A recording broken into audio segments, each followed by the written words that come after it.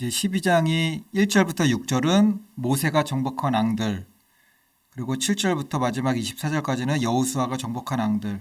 그러니까 모세가 정복한 왕들에 대한 내용이 나오는데 이거 이제 살펴보면은 전에 우리가 나눴던 말씀이기도 하고 처음에 주신 땅이 아니었어요. 주신 땅이 아니었는데 나중에 하나님께서 정복하게 하시고 받게 합니다. 이제 이스라엘 정복한 가운데 모세를 통해 정복했던 요단 동편과 그 경계, 그리고 그 땅을 통치하던 두 왕에 대한 이제 말씀입니다. 이제 가나안 정복은 하나님께서 말씀하신 땅을 취하여서 지파들에게 분배하는 거잖아요. 각 지파에게 분배하는데 이거는 오늘날 우리들에게도 그대로 적용이 되는 거잖아요. 가나안 땅을 정복하고 그 땅을 다 분배합니다.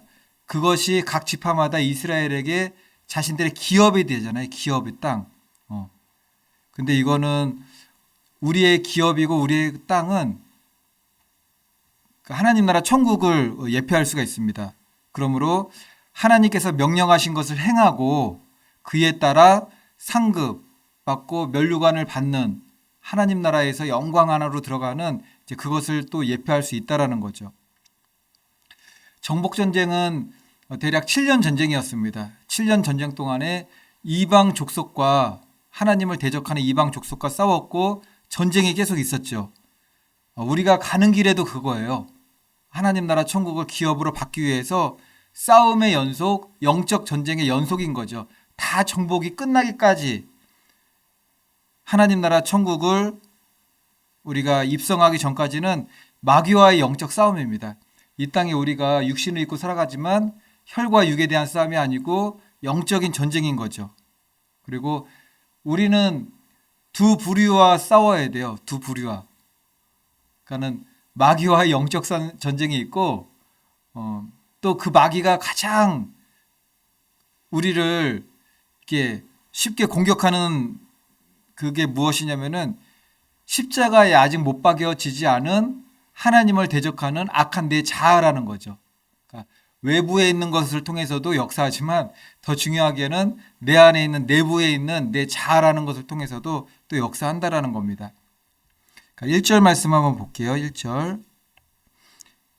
이스라엘 자손이 요단 저편 해 돋는 쪽 곧 아르논 골짜기에서 헤르몬 산까지의 동쪽 온 아라바를 차지하고 그 땅에서 쳐 죽인 왕들은 이러하니라.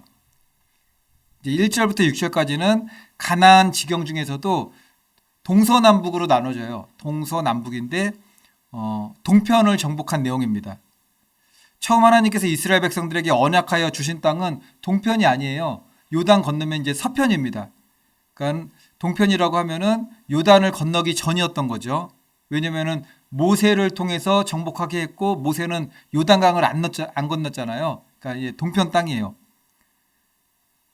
그런 이유에서 하나님께서 동편 땅을 주지 않았으니까는 이제 요단강으로 향하고 가나안 땅으로 들어갈 때 동편 땅을 지나가야만 했어요.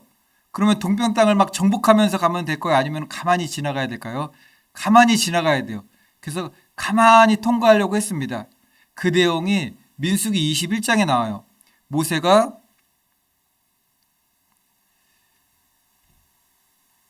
이제 21장 22절 보면은 우리에게 당신의 땅을 지나가게 하소서 우리가 밭에든지 포도원에든지 들어가지 아니하며 우물물도 마시지 아니하고 당신의 지경에서 다 나아가기까지 왕의 길로만 지나가리이다 하나. 이거 좀 기억이 나시죠? 이게 전쟁을 하면 안 되니까는 그리고 거슬러 올라가면 또 형제잖아요.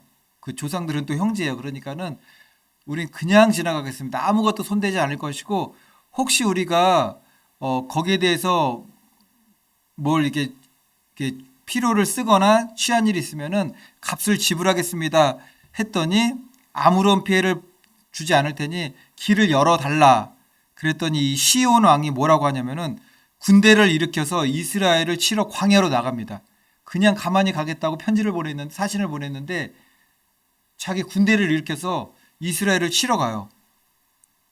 그런데 하나님께서 함께 하시는 이스라엘에게 크게 패하고 가만히 있었으면 지나갔을 텐데 자기가 전쟁을 하러 그냥 나갔잖아요. 광야로.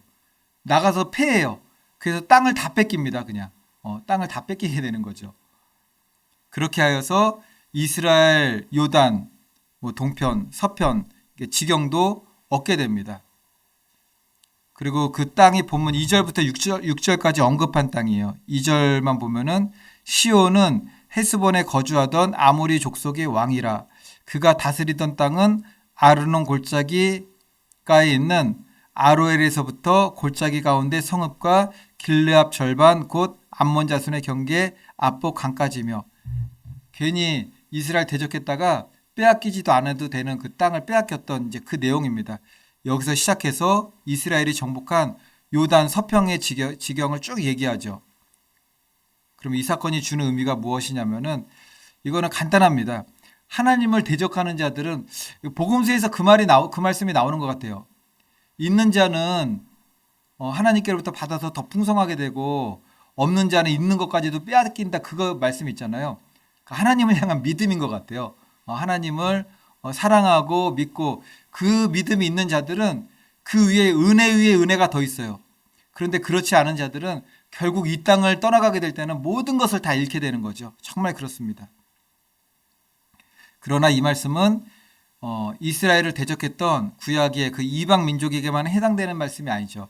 궁극적으로는 나 자신에게 주는 말씀이기도 해요. 나 자신에게. 우리가 언제나 어느 편에 서야 되냐면은 하나님 편에 서야 되는데 하나님 편에 쓴다는 거는 우리가 분별을 잘해야 돼요. 정말. 이게 뭐 같은 뭐 믿는 사람인 것 같고 같은 성도인 것 같고 같은 그리스도인 것 같고 같은 주의 종인 것 같은데 자신의 유익을 따르는 사람들이 있는 거죠. 말하는 건 다 성경적으로 얘기하는데 결국에는 자신의 유익을 따라요. 뭐 성도 간의 싸움이 날 때나 뭐 교회에 대해서 안 좋은 마음을 품을 때나 다 자신의 유익을 따르는 겁니다.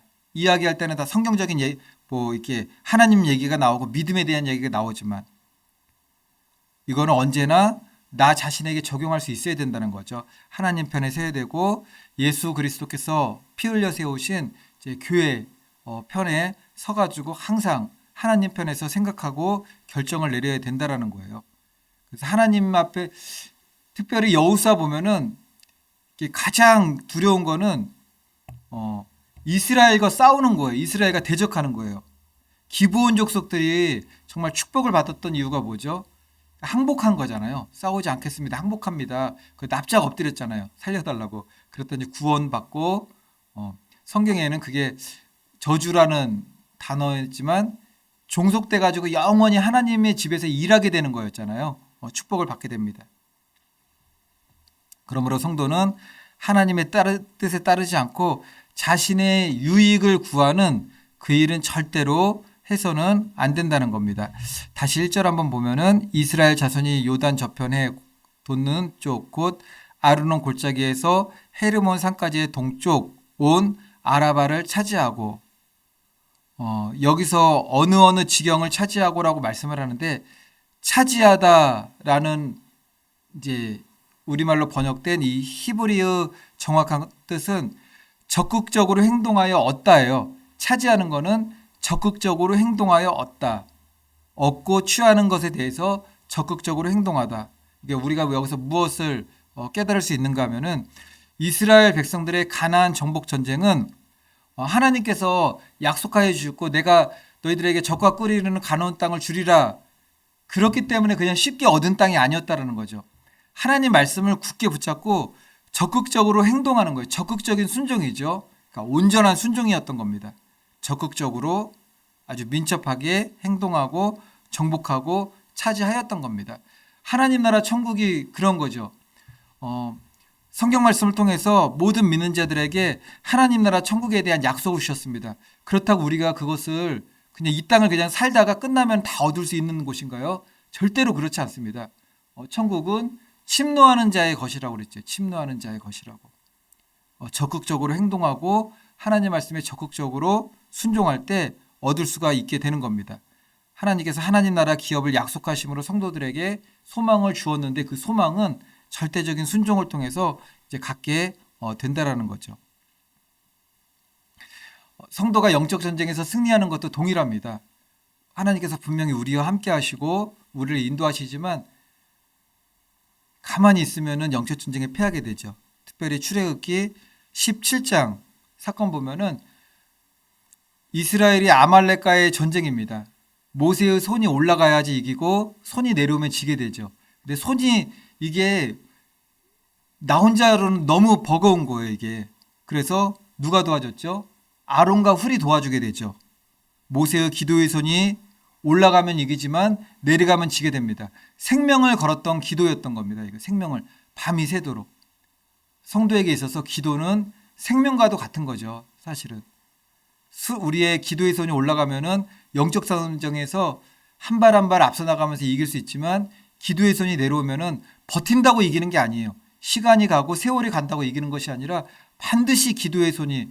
그래서 예수님께서 분명히 말씀하셨잖아요. 너희들이 한 시간 동안도 깨어 있을 수 없더냐. 이 한 시간은 대략의 시간이 아니에요. 예수님께서 말씀하신 원어 딱 보면은 정말 한 시간이에요. 한 시간. 그래서 저희가 항상 말씀을 나눴죠. 최소 한 시간은 기도해야 된다. 뭐 기도는 양이 아니라 중심이라고 그러는데, 그럼 중심은 뭐 하루에 뭐 1, 2분씩만 기도, 그건 아니잖아요. 이게 한 시간은 반드시 기도해야 돼요. 한 시간 이상씩 반드시 기도해야 됩니다. 영적 전쟁의 승리는 기도에 있다. 이 기도가 멈추고 중단될 때는 영적 전쟁에서 패할 수밖에 없다라는 겁니다. 에베소서 6장에 나오는 모든 신앙의 그런 요소들을 전신갑주를 우리가 힘쓰고 애써가지고 갖추어야 된다라는 거죠. 근데 1절 보면은 이게 참 이스라엘을 대적했던 이들을 죽일 때 그 표현이 너무 좀 무서운 것 같아요. 동쪽 온 아라바를 차지하고 그 땅에서 죽인 왕들 이러면 되는데 쳐 죽인 왕들은 이러하니라. 쳐 죽였대. 이게 여호수아에서 그런 표현이 가장 많이 나오는 것 같아요. 이거 너무나 끔찍한 거죠. 자비가 없는 것 같아요. 하나님은 사랑이시며 공이시며 사랑과 공의를 통해서 우리를 구원의 길로 이끄시죠. 근데 그런 모든 사랑과 공의와 자비와 긍휼이 하나님과의 영원한 단절로 인해서 그것도 단절되는 때가 오는 거죠. 하나님의 속성 가운데 너무나 따뜻한 사랑, 긍휼, 뭐 자비 그런 것이 영원히 주어지지 않고 영원토록 단절되는 곳. 그것이 불지옥 아니겠습니까? 불지옥. 그것을 또 예표한다고 볼 수가 있는 것입니다. 끝으로 6절 말씀 보겠습니다. 6절 보면은 여호와의 종 모세와 이스라엘 자손이 그들을 치고 여호와의 종 모세가 그 땅을 루벤 사람과 갓 사람과 므낫세 반 지파에게 기업으로 주었더라.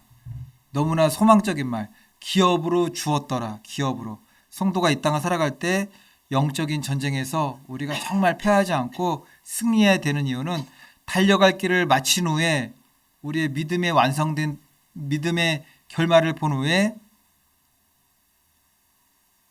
기업으로 줄 그 모든 것을 마친 후 나에게 주어질 영원한 하나님 나라의 기업이 있기 때문이라는 거죠. 기업이 있기 때문입니다. 이스라엘 백성들이 가나안 땅을 정복해 나갈 때 가장 기쁨의 날이 언제였겠습니까? 가장 기쁨의 날이 기업으로 땅 분배받을 때 아니겠습니까? 기업으로. 우리도 마찬가지죠. 이 땅을 살아갈 때도 그걸 누릴 수 있는 부분적인 기간이지만 기쁜 때가 있어요. 우리가 애쓰고 힘써가지고 뭐 기업이라고 말하기는 좀 그렇겠지만 뭐 집을 장만하는 그런 것도 많이 보잖아요. 우리 주위에서도 보고 뭐 이게 뭐 TV 같은 데서도 보게 되고 뭐 정말 힘쓰고 애써가지고 노력해가지고 집을 작게나마 딱 장만하는 거예요. 이제 그게 기업이죠. 아주 기쁨이었던 것 같아요. 뭐 지금 세대들은 그렇지 않은 것 같습니다. 그리고 시대가 많이 바뀌었고, 근데 저희 부모님 세대들은 그 삶의 목표가 그거였잖아요. 내 집 장만이에요. 내 집 장만. 그 집 장만하면은 이게 온 가족하고 막 친척들하고 불러가지고 같이 잔치도 하고 음식도 먹고 그러는 거죠. 요한복음 14장 3절 말씀. 예수님께서 말씀하셨습니다. 가서 너희를 위하여 거처를 예비하면 내가 다시 와서 너희를 내게로 영접하여 나 있는 곳에 너희도 있게 하리라. 지금 예수님 하나님 우편 보좌에 계십니다. 하나님 나라 천국에 계신 거죠. 그런데 우리들을 그곳으로 영접하여서 나 있는 곳에 너희도 있게 하리라. 영원한 하나님 나라 천국에 우리가 들어가게 되는 거죠. 성도가 이 땅에서 어떠한 수고와 희생으로 하나님 나라의 기업을 얻기 위해서 적극적으로 힘쓰고 애썼는지를 아시고 하나님 나라를 우리에게 기업으로 주신다라는 말씀입니다. 이 땅에는 눈물이 너무 많잖아요. 눈물이. 애통하고 곡하고 너무 힘든 일들이 너무 많아요.